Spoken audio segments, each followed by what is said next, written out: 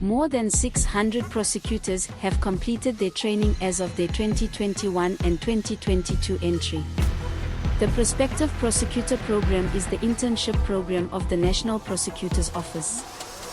Shamila Batohi, Director of National Attorney General's Office, said goal of program was to bring fresh blood to prosecuting authority.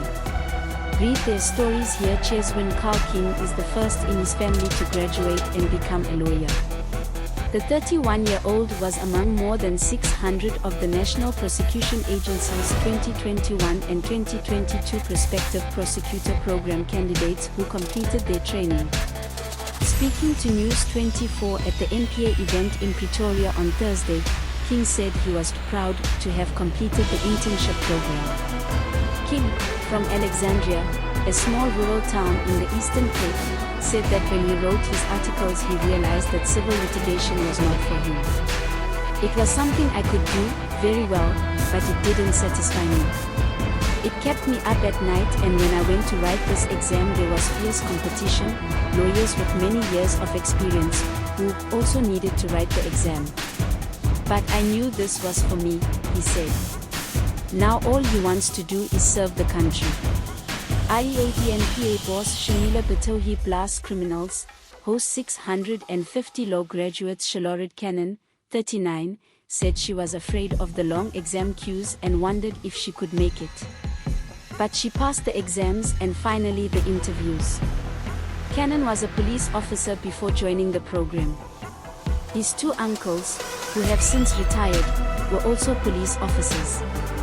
Anele Pike said she sees herself as the future director of the National Attorney General's Office. Jeanette chabalala, the 26-year-old, said that when she applied to be part of the program there were many applications and she now feels blessed to be one of the few selected. I know it's because of my hard work. I'm the first lawyer in my family, she said. She said that she started her career as a candidate lawyer by practicing civil law. But when his colleague fell ill and asked him to apply for bail, he knew he wanted to study criminal law from then on. I actually left civil law to become a prosecutor, so this is a dream come true for me. These are all satisfactory.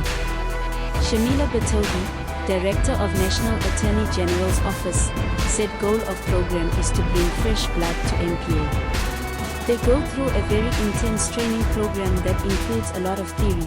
Then we actually send them to various courts around the country and they work with prosecutors teachers to become career prosecutors, Batohi said. As lawyers, we are people who fight for justice and truly support the survival of crime victims. So this is really important as we welcome all our prosecutors into our organization, and I hope many of them will stay for a long time and truly carry the banner of justice into the future. Batohi said graduates will be allowed to learn from more experienced prosecutors. She said they would be placed in special units to learn how to deal with complex issues. As lawyers of the people, our vision is justice in our society.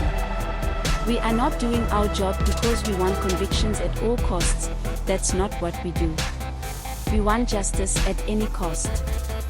GOODThe, the drive to succeed. A Cape Town man drives a taxi to fulfill his dream of becoming a doctor. In his keynote speech, Justice Minister Ronald Lamola told aspiring prosecutors that corruption is around us.